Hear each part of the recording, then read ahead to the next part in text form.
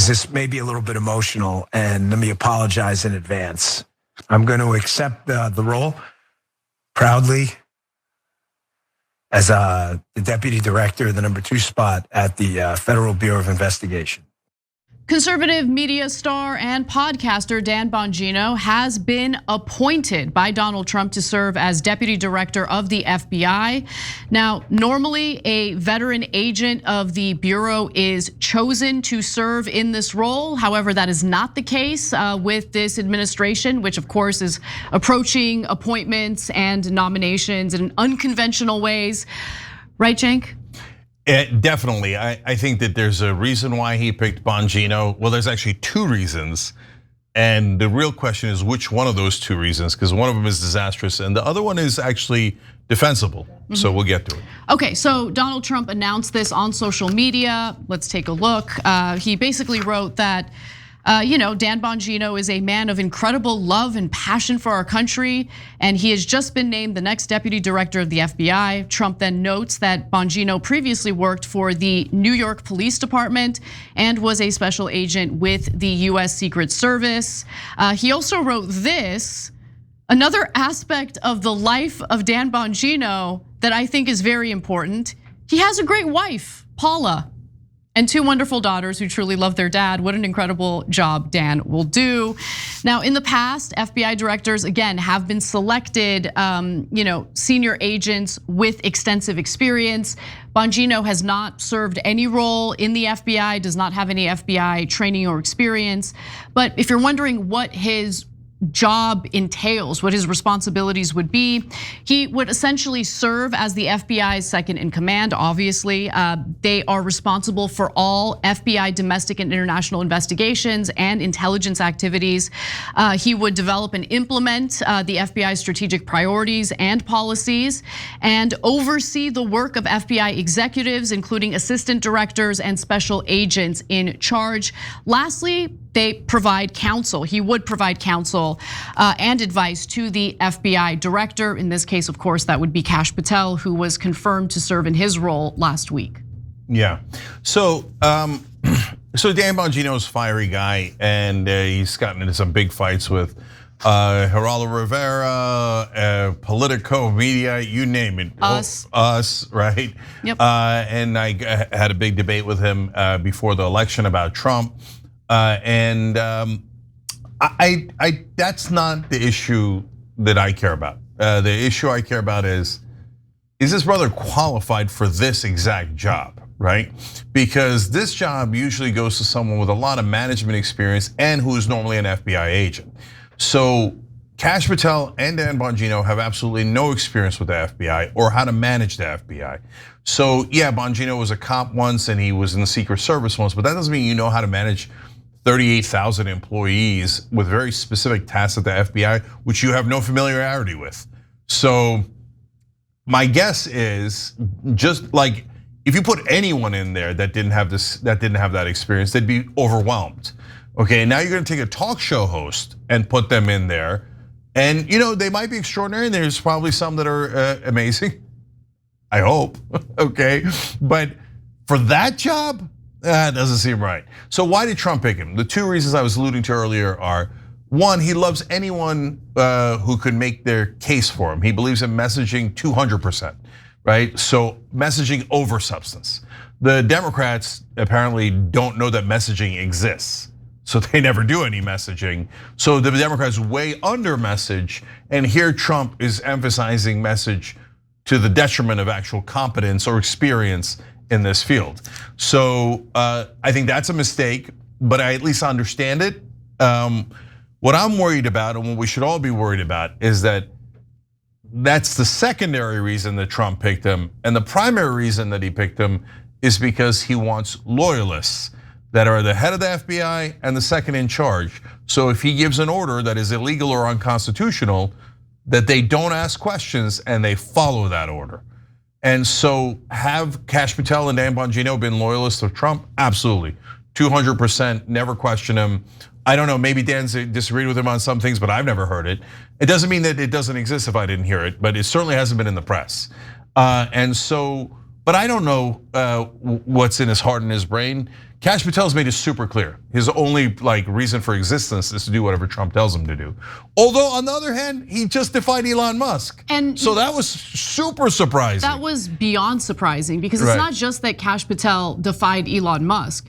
Donald Trump has consistently defended what Elon Musk has been up to with the Department of Government Efficiency and the firing of all these federal employees. So in pushing back against Elon Musk, Kash Patel is in a way pushing back against Donald Trump, who supports what Elon Musk is doing. Again, did not expect that to happen. And we'll see, when more contentious issues come up, what Kash Patel is willing to do. Yeah, I'll tell you, this is really not. I'm going to tell you two things that are small. One is my experience and the silver lining. So when I debated him for an hour, I was expecting someone who was far more irrational. Like foaming at the mouth. Yeah, and crazed and conspiracy theories. And he has some, no question, okay, from our perspective. But it was a fine back and forth. You can go watch it on line somewhere, I presume. And so we totally disagreed, and he was totally for Trump, and I was against him, etc. But it was a more rational conversation than I expected. It gave me 1-2 couple of % hope, right? That he's not just going to be a wild radical. We'll see, but that's tiny because I only had 1 hour of interaction with him. And then the tiny silver lining is, if Dan Bongino, I just can't have hope in Kash Patel, but if Dan Bongino says he will not execute an illegal or unconstitutional order, that would have a lot more weight with MAGA and the right wing. If some other random Republican or elected politician said, I'll stand up to Donald Trump, they're gonna get steamrolled. But if Bongino says, no, this is wrong, this is unconstitutional, I mean, it's very, very unlikely, very unlikely. But if he says it, that would have a lot of weight. Wait, hold on. I want to understand why you think that. Why do you think that would have a lot of weight? And why would you think that Trump's most ardent defenders would side with Bongino and potentially agree with what Bongino is saying in pushing it back against something Donald Trump might want him to do that could be unconstitutional? Okay, I'm actually surprised you're saying that. So let's take an example here. And again, remember, this is tiny, tiny silver lining, right? You have Representative Joe Blow, or pick a real one, Senator Tom Cotton, and he's put in as deputy director of the FBI, and he goes, I don't agree with Trump on this, and I'm gonna resign because of this, right? Everybody be like, in MAGA would be like, good riddance. Okay, don't let the door hit you on the way out. We don't care, you hold zero weight, right? If Bongino says it, or just fill in the blank for any other right-wing talk show host that they trust to some degree, Patrick Bet-David, I don't know, whoever, right? And they go, yeah, no, I came in loving Trump, and everybody knows that. But he gave me an order that's illegal or unconstitutional, so I'm sorry, I'm gonna have to resign. You don't think that would affect MAGA a lot more than a representative or a senator saying that? Sure, yes, it would definitely be more persuasive than a standard Republican politician doing the same thing, right? I just think that oftentimes, and history is proof of this, whenever those clashes happen between Donald Trump and individuals that he himself appointed in his own administration, Trump somehow manages to get his base to side with him and turn on the individual who disagrees with him. Yeah, so look, of course, because he's the leader, right? And so if Biden, and plus he's developed a cult of personality, of course, right? And it's a historic one. And so, and by that I don't mean in a derisive way. I mean, people believe in him because they think that he's the first guy who ever fought back against the establishment. You can disagree with that, but that's their earnest belief, right? So that's why they're so animated, like we were animated with Bernie, right? But if Bernie is going up against Richie Torres and Richie Torres is like, no, this is illegal, we should definitely help Israel more, right? And Bernie fires him, we're gonna side with Bernie, right? Yeah. But if it was, and again, name a fill in the blank, I don't know, Crystal Ball or someone that we trust, Ryan Grimm, David Sirota, and David Sirota comes in, you should check out The Lever, you should check out all the work that all those folks do, and says, Bernie's asking me to do something illegal or unconstitutional, I'm resigning.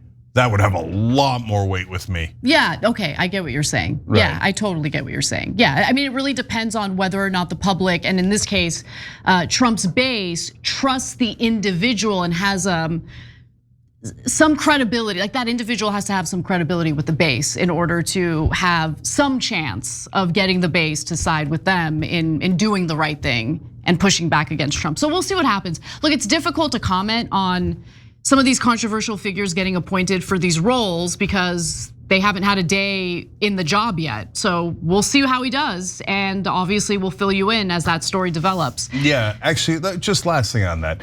Yeah, look, again, what we're talking about is a percentage of a percentage of a percentage. It's unlikely to happen in a lot of circumstances. What's way more likely to happen is how they execute the job. We're all gonna see that, right? And all the downsides and the upsides. So if you say, hey, I already hate Dan Bongino and I'm gonna judge everything he does as 100% wrong and I don't need to look at it, that's where I disagree, okay? Now, if he says or does things that are right, like Kash Patel just did, and we're shocked out of our minds, but we will say it is right, okay? Because it's our job to deliver the facts to you.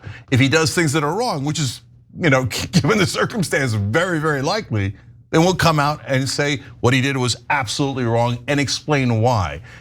That's how you should handle things, based on what they actually do rather than what we think of them ahead of time. Thanks for watching the Young Turks, really appreciate it. Another way to show support is through YouTube memberships. You'll get to interact with us more. There's live chat emojis, badges. You've got emojis of me, Anna, John, JR, so those are super fun. But you also get playback of our exclusive member-only shows and specials right after they air. So all of that, all you gotta do is click that join button right underneath the video. Thank you.